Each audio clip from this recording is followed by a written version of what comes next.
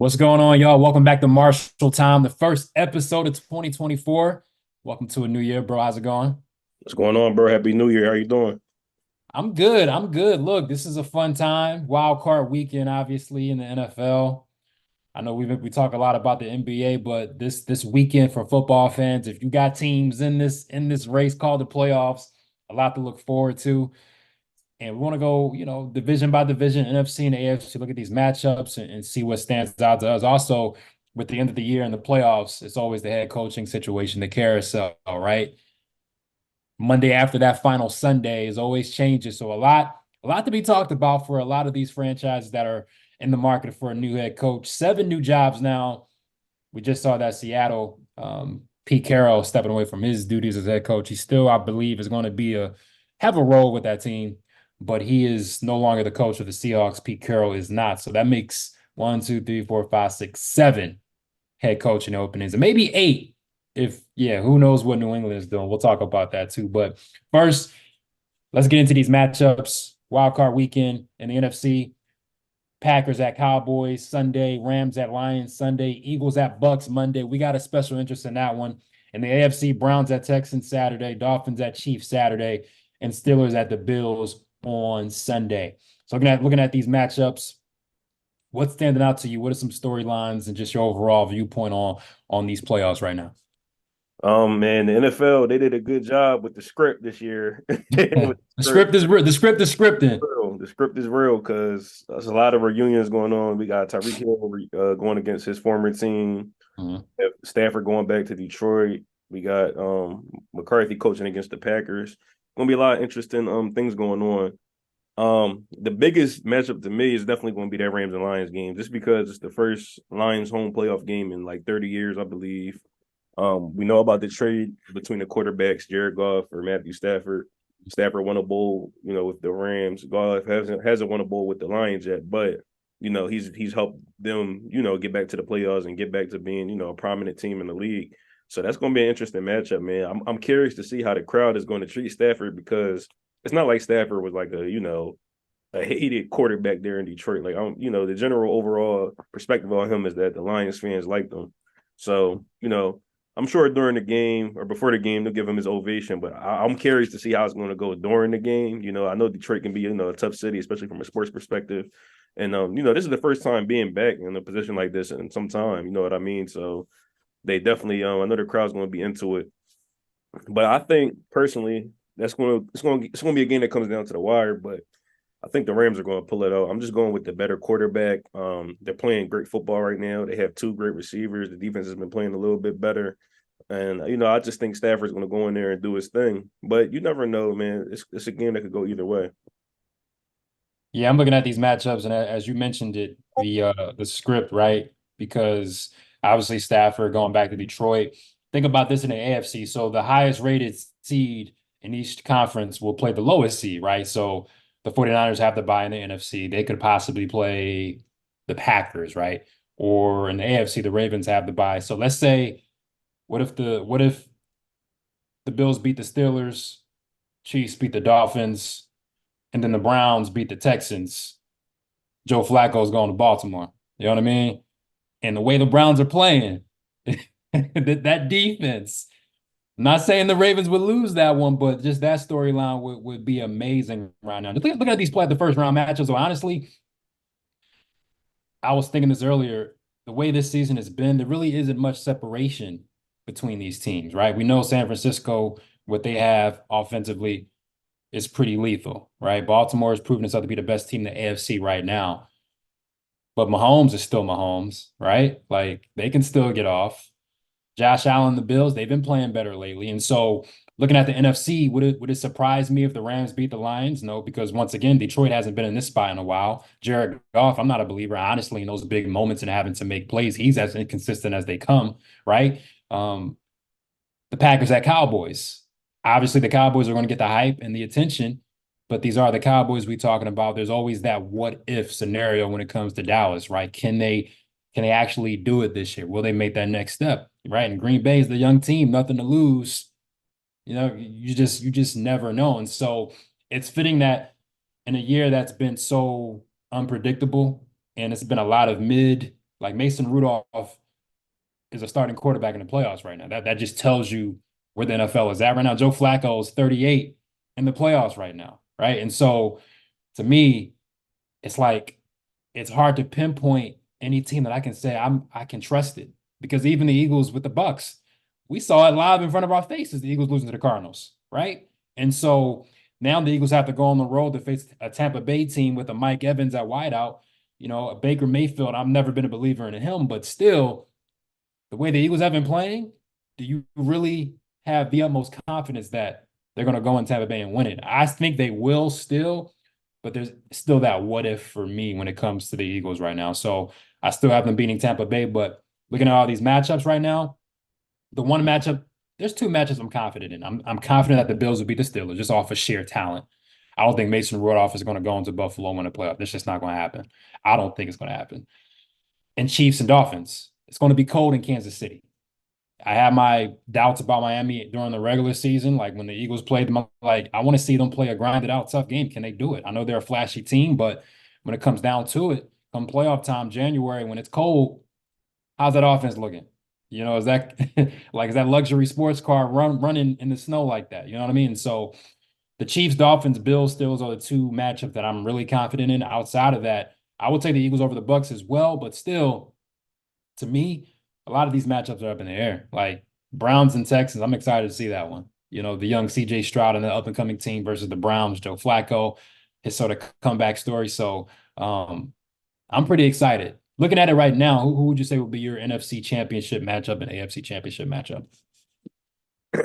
Just by what I've seen so far, AFC I think is definitely going to be the Ravens, and I'm gonna go with the Chiefs. I mean, if that's how the bracket can shake up, I'm pretty sure it could shake up like that.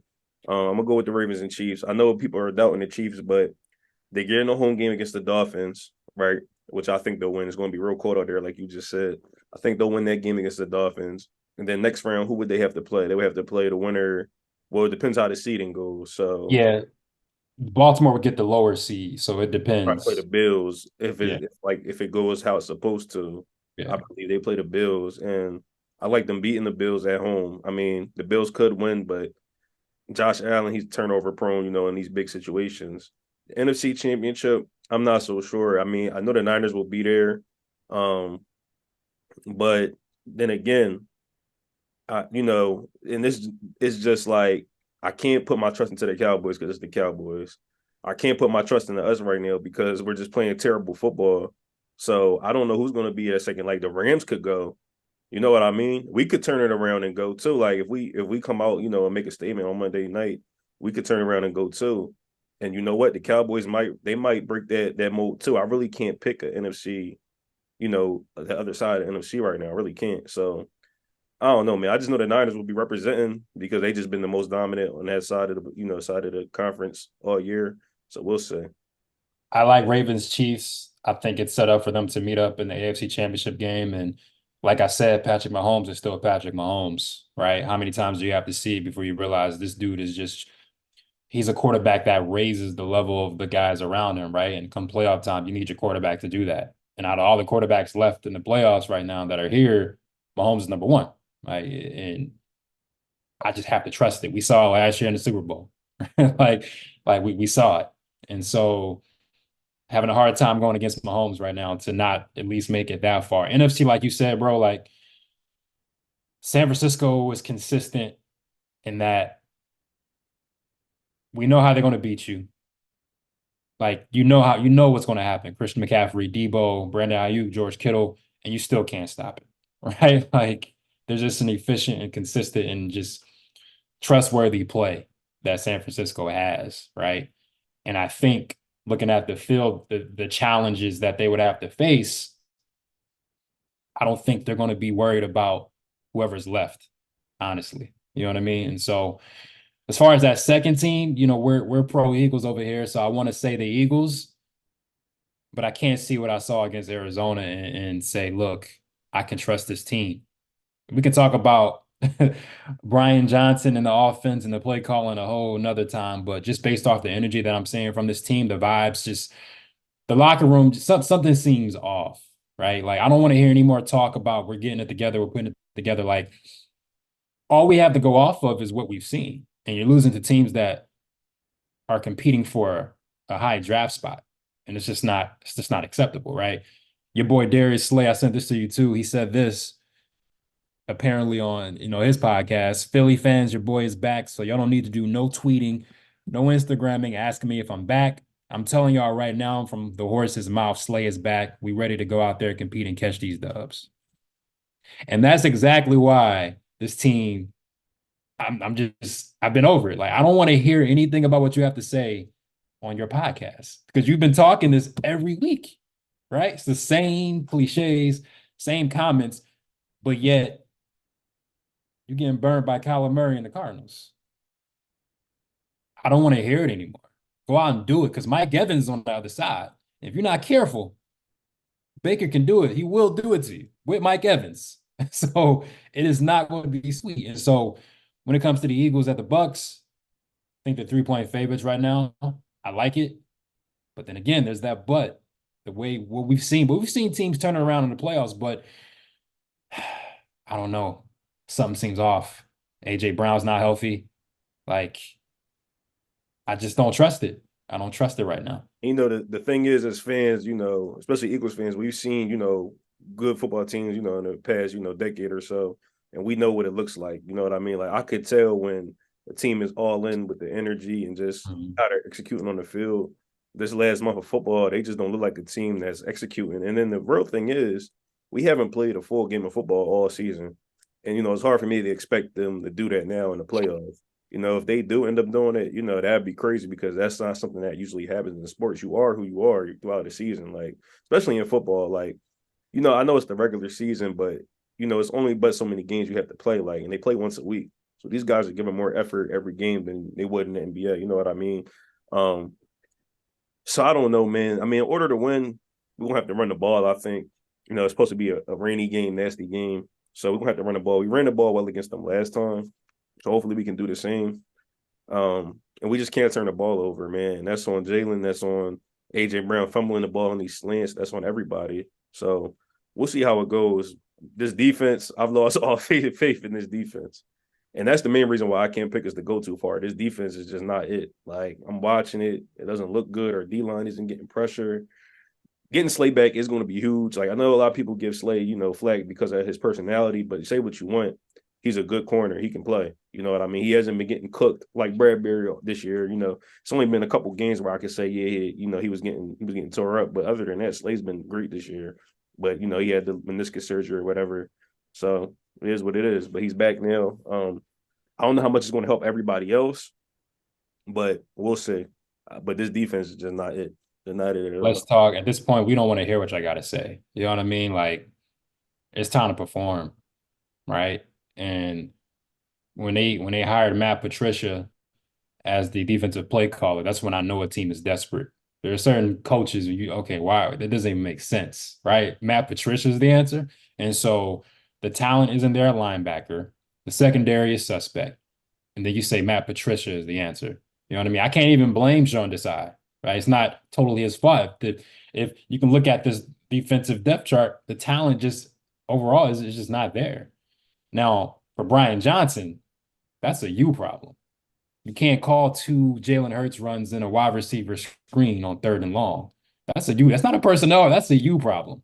And if the players don't believe in the coaches, I don't see how you change that come playoff time, right? Like in any workplace, in any team environment, if there isn't a belief in the coaching staff and them putting you in the right position, that impacts your attitude and it's going to impact your play.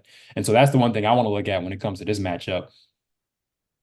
Can they rally around each other? Because obviously there's doubts within that coaching staff, right? There's question marks. The fans are talking about it, the media is talking about it. It has to be talked about within the locker room, right? And so can you rise above that? Are you special enough to rise above that to make a deep run? And that's the question that remains to be seen. We do not know. It's going to be fun though. 6 games, Eagles, Bucks Monday night, a lot of games Saturday and Sunday. So we go from teams that are in the playoffs competing for a Super Bowl to teams trying to figure out where they go next. So I'm gonna reel off the teams that currently have coach openings: Panthers, Raiders, Chargers, Falcons, Commanders, Titans, Seahawks. I think clearly the Chargers would be the top option if you had your choice because they have the quarterback, they have Keenan, like they have talent on that roster. But take away the Chargers, which clearly is number one on that list. If you're a coach with an offer from all these teams, Seahawks included, which just opened up because of Pete Carroll taking away that leaving that position, what would be your pick I'm and going. why? I'm going to ATL. I'm Mhm. going to the Falcons. They got young talent on the team. They showed that they can be competitive in games, football games. You know, they're not getting blown out. They're not getting cooked. They had a top 10 defense statistically this year. You know what I mean? They have great talent. Bijan Robinson, who was not utilized right. Kyle Pitts, who, you know, he hasn't been utilized right since he's gotten to the league. I don't know what they're doing with him. I Mhm. just feel like they're a quarterback away from, you know, really taking that next step as a team. Drake London is a good receiver. You know what I mean? So I would go to ATL, man. I mean, as long as I'm gonna have the control, you know, to implement what I want to do as a head coach and, you know, have some say in the players I want us to draft and sign, I think Yeah. that's a good spot for a coach to go to. So I would Yeah, definitely the Falcons stand out for sure. You know, obviously the reasons you mentioned, that would be my pick. And I mean, also the NFC South. I mean, that division is just nasty every year. You can win 8 games and find yourself competing for a division championship, right? Like the Bucks were the NFC South champs this year. Um, I feel like every year the South champion, you really can't predict it. I feel like it's up in the air. Heading into that final week, the Falcons, right, still had a chance to compete in the playoffs. And you look at that roster, Bijan Robinson, Drake London, Kyle Pitts, who's one of the more talented prospects we've seen at tight end, and to see him be underutilized, right? So you can't help but think about if I get a quarterback in there, we could do some damage in the NFC South, right? Like I see the Bucks doing it with Baker Mayfield and Mike Evans and those guys. I got Bijan Robinson, Kyle Pitts, and Drake London.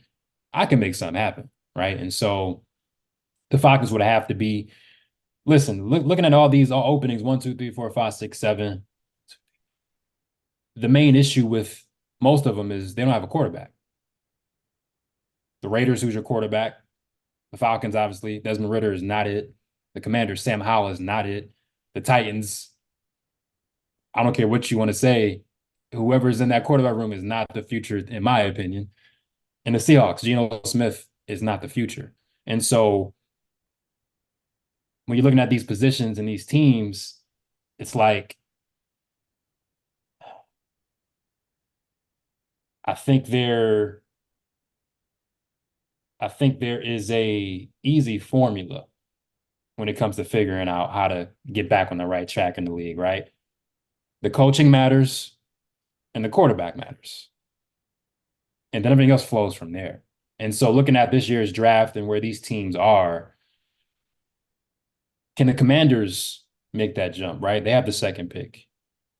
Um, do you believe in a Bryce Young in Carolina? Is Bryce Young a product of just poor coaching and poor support from day one, right?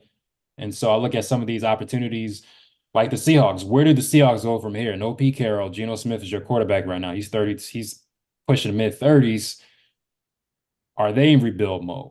You know what I mean? And so for a lot of these openings, outside of the Commanders and the Falcons, it's kind of hard to see. We take the Chargers out, but outside of the Commanders and Falcons, it's kind of hard for me to see if you're a coach where we take this. It's going to take a couple of years at least for me to turn around most of these situations. yeah, well, I think the Raiders, they need to bring Pierce back. They And should. I mean, he came in and changed the culture right away. Like the players are playing hard for him. Obviously, their quarterback situation was crazy, so they need a quarterback. But I mean, they were winning games when he got there, and they were competing in games when he got there. That's all you could ask. And you know, when you see like a former player and he's a coach, and you see that players are buying into what he's saying, that speaks volumes. So Mm. they definitely should bring him back. They shouldn't have to look too far for their next head coach. So we'll see how that goes. But yeah, man, these other teams, like, and we talked about it before, like the quarterback play in the league right now is just not it. And I mean, that's where they're crippling a lot of these teams, and that's why a lot of these coaches are getting fired. Like Vrabel got fired from the Titans, and you know, I'm not saying he's the best coach, but he's not a bad coach by any means. Like the Titans have seen consistent playoff Mhm. appearances with him. And they've never really had a quarterback that I believed in. Brian Tannehill Mhm. believed in him. Then, he might have got hurt or bench, whatever. Will Levis, he's a young guy, rookie, trying to show what he can do. You know what I mean? Teams know that they're going to go with Derrick Henry to stack in the box. AJ Brown Mhm. is going. So it's like, you know what I mean? Like, were they really set up to even prosper? No. So I don't know. I mean, just a lot of these teams, they got to figure it out from, the top down, from the coaching, to quarterback. So we'll see how it goes. Which leads to the next conversation, the New England Patriots. Um, Nobody knows what they're going to do. I was at the final game at Gillette Stadium, snowy day, cold day, and the Jets just, yeah, they were the better team. It wasn't even, it was a bore fest, pretty much how it's been for the Patriots this year. It was bad. And so is that the last game of the Bill Belichick era? Who knows? He had a meeting apparently with Robert Kraft on Monday, and now it's like reports about them possibly bringing back Josh McDaniels. So nobody knows what's going on. To me, I think it's time to move on, period, from this whole Belichick way of thinking, way of going about things. People say, well, Belichick just can't be the GM. Let him coach, but let him be the GM. Is he going to do that? And if, let's say he does take away his GM responsibilities, he still is going to want to pick the GM. And the GM is probably going to have the same philosophy as Belichick. And so you're still stuck within the Belichick umbrella. And to me, it's like, well, he's been there for so long. He's the all-time great coach. It's like I get all that. There's never a good time to end successful runs. Like the Bulls didn't end on a happy note, right? They won the championship, but still, there was still some turmoil toward the end of their runs, right? Like there's always going to be Tom Brady in New England. Like there's always going to be some question marks of do we end it here? How do we end it? I think they're overthinking it. I think it's definitely an emotional connection to it, which I understand. But at what point do you say we're just it's done? That Belichick way of playing, just the style of defense is going to be great.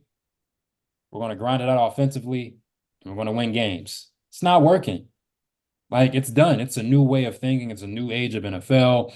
These new young coaches are coming up now, and they're running circles around the Patriots right now. And so, yeah, he's an all-time great coach. There's no debating that. There's no putting dirt on his resume. But what's been going on the last couple seasons is embarrassing. You hire Matt Patricia, who was the defensive guy, as your OC. Where in the book do we do that? Right? Right? Um, you let Jacoby Myers go, who had a pretty solid year in Vegas, to sign Juju Smith-Schuster. Let me know how that worked out, right? You can't name me, the average NFL fan can't name me more than name me their top four wideouts, right? You got Juju Smith-Schuster, Devontae Parker, Tyquan Thornton, and Pop Douglas, right? Those are a few of the names. Jalen Reagor, right? Like we know him. So this is what they're working with. They signed Zeke, who still probably has a little bit left in the tank. You have Ramondre Stevenson, Hunter Henry, Mike Gesicki. Like these aren't names that people are jumping at to get on their fantasy team, is what I'm saying. And so this is a product of Bill. Your drafting is horrible. Your evaluation of talent is horrible. You haven't been developing guys. Christian Gonzalez, who was a great first round pick, he got hurt this year. But outside of that, what do you have to show for your roster development? And to me, you get rid of Bill, start over at quarterback, start over at coach, new GM, clean slate. Like clean slate. But the more this goes on, the more I'm thinking like they're gonna run it back one more time. One more time. That's what I feel like because he's still under contract. So there's a business side to this as well. But to me, I think it's over for Bill Belichick in New England. Like it's okay to rip the band-aid off and start over. That's just that's from what I've seen the last couple seasons. I think it's run its course. Yeah, I can agree with you on that. We know we get it. Bill's a legend. You could say he's the best coach ever, and you wouldn't be wrong for saying that. If that's what you believe. He's done great things for New England. Him and Brady. It was just a dynasty. Growing up like during my childhood until now, like they're the teams that's won the most Super Bowls. You know what I mean? I've seen them win more Super Bowls than anybody. You know what I mean? And we cannot discount that. The Patriot way was a real thing. Do your job, it was a real thing. But the position they're in right now, it's like I don't know because this is how I look at it. All right, they have number three. They have the number three pick, right? We know clearly their biggest need is a quarterback. So they're probably not going to get Caleb Williams. But even if they could get Caleb Williams, would he even mesh with Bill from what we've seen so far? Mhm. Just the way he's a diva. He's a diva in college at quarterback, which is crazy to me. That's a whole nother topic. But that wouldn't mesh with Bill. And then it's like, what quarterbacks are out there for them to get in free agency? Now, who are they? What quarterback can they draft? You know what I mean? And then the way these new kids are coming up, they're more like entitled now. They're getting paid. They got NIL deals. It's a new generation. You know what I mean? Bill's like 70 something years old. He's not going to really connect with a lot of these younger guys. You know what I mean? So I feel like, yeah, his time might be done in New England. You know what I mean? And don't get me wrong, if they want to give him, more time, he deserves that because of what he's done so far. You know what I mean? Who am I to say Bill Belichick doesn't deserve, another chance, at turning it around there? But it's always going to come down to the fact that they haven't found that Tom Brady replacement. And I'm not even going to say that the guy has to beat Tom. He just has to be a quarterback that can have them playing competitive, contending football.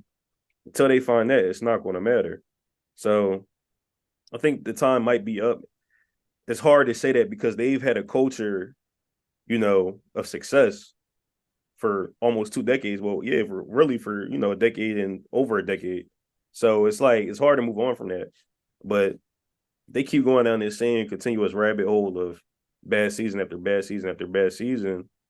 It's only going to tarnish Bill's legacy, and they're just delaying the inevitable. So I don't know. It's a tough situation for Robert Kraft.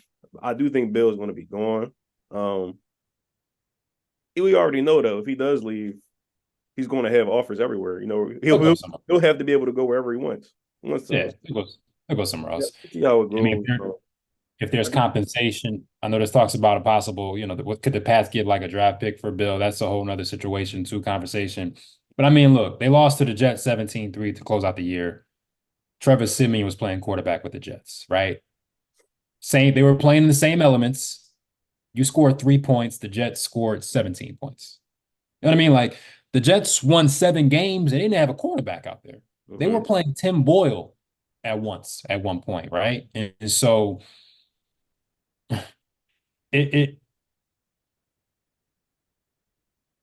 you can say it's been a great run, but also close the chapter on it. That's okay. Like things change in life, things evolve. Look at the most successful teams now in the NFL. How are they run? Right? Like it's a new day. You see what's going on in San Francisco. You see what Sean McVay is able to do in LA with the Rams. Not the most talented team, right? But they're in the playoffs. Like Mike McDaniel in Miami. Like there's just and you look at the quarterback play that some of these top teams have. Like you need that dynamic play, that ability. Lamar Jackson, Patrick Mahomes, Josh Allen. Like there's a certain level of quarterback that can elevate your team that the best teams, if you want to win a Super Bowl, which the Patriots are in the business of doing, you don't have that right now, right? As far as I'm concerned, this is the complete opposite of what New England's about. Because what you're doing right now is the complete opposite of a winning culture, right?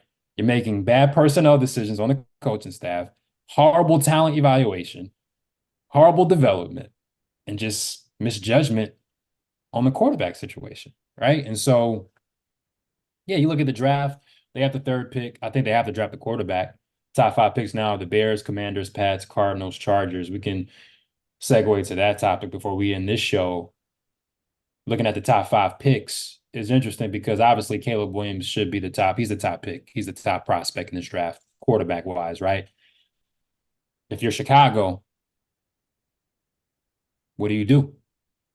Is it done for with Justin Fields, or do you trade Justin Fields to an Atlanta maybe and maybe try to get some draft capital? Like how do you tackle that with Chicago?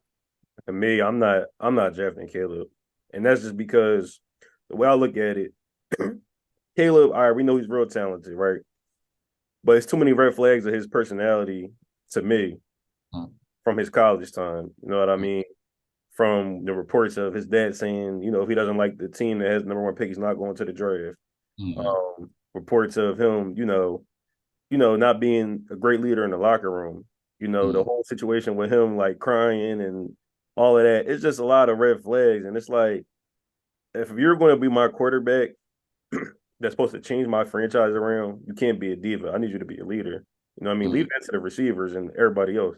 You're the Mhm. quarterback. I can't have that.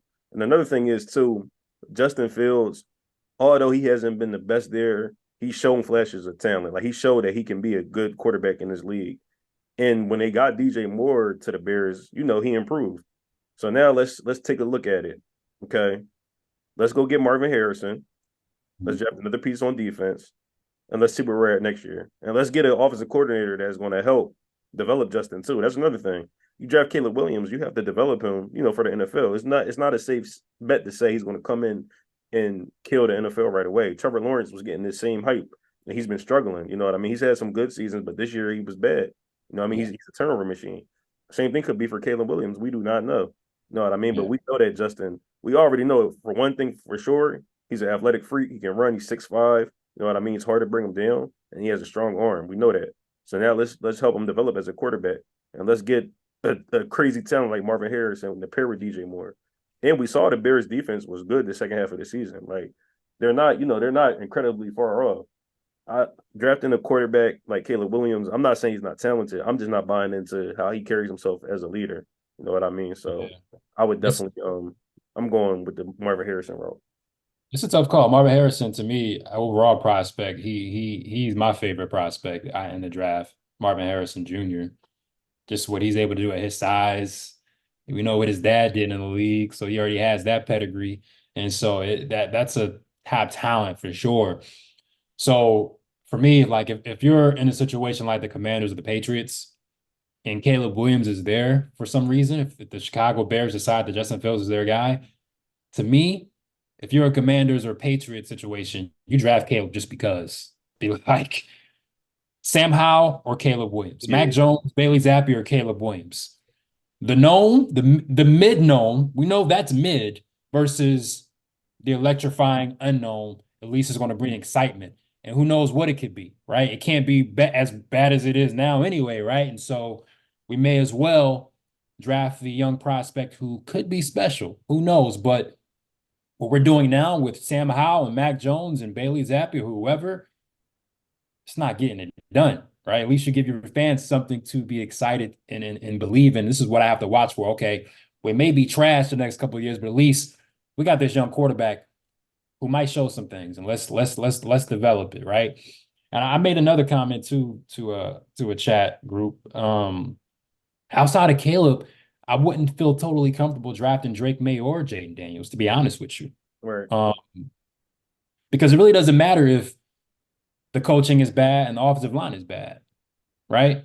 And so a Drake May or Jaden Daniels in New England, if they don't change the weaponry that they have around them or the O-line situation or the coaching situation, what do we have, right? And so it's tough when you have a Marvin Harrison Jr. on that board. Like that's and to see how talented he is. That's a tough one to pass up on. Um, but if you're Washington or New England and Caleb Williams is right there for you to take, you got to take it. Like you just, to me, that's a no-brainer. I think Chicago has more of a decision to make versus, for me, Washington and New England, you need a quarterback, Yeah, right? they have And no so look, choice. like New England may have to just pick up whoever's left between Drake May and Jaden Daniels. Okay, they have no other choice because who are you getting in the free agency class? Right. Like which quarterback out there? Because if they're entering free agency, then obviously their current team doesn't think they're the answer. They're the future, right? You know what I mean? Like I heard some people talking about Kirk Cousins to New England. Come on. What is Kirk Cousins on this roster? 8 wins, maybe? Let's say 8 wins. Then what? Right? Like what are you building towards? Right. And so to me, this is the year that Washington, New England definitely they just have to take a chance on one of these QBs, whoever it is. You may not be fully comfortable with it, but you got to take it. Like this is now is your chance to like, yeah, you got to pivot. You got to be building towards something. And this is New England's opportunity to start afresh. Like you have an opportunity right here We're not good right now. One of the worst teams, honestly, it could be the worst team in the league. Like, period. This is our chance to clean slate. Let's just start over. Starting over may be scary, especially after a great run. But at what point do you say enough is enough? You win 7 games next year, and is it time then? Right? Because then you say, well, the team improved, but it wasn't good enough. So at what point do you say no to Bill Belichick and let's move forward and you actually build toward a future? Because right now, having Bill Belichick as the coach, he's a winning head coach. He's competing for a Super Bowl. Well, this roster is 2, 3 years away from even thinking about that. The playoffs is just what they're trying to do, let alone a Super Bowl. So yeah, that's just my thoughts on the Patriots situation. Super Bowl, wow, I mean, wild card weekend is here.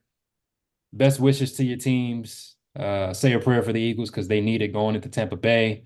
Maybe they'll turn it around. We'll see. But enjoy the games. We'll be back next week to talk about what happened in these games and maybe some basketball talk as well. A lot to talk about in the NBA for sure. And yeah, we'll be back. Thanks for watching it.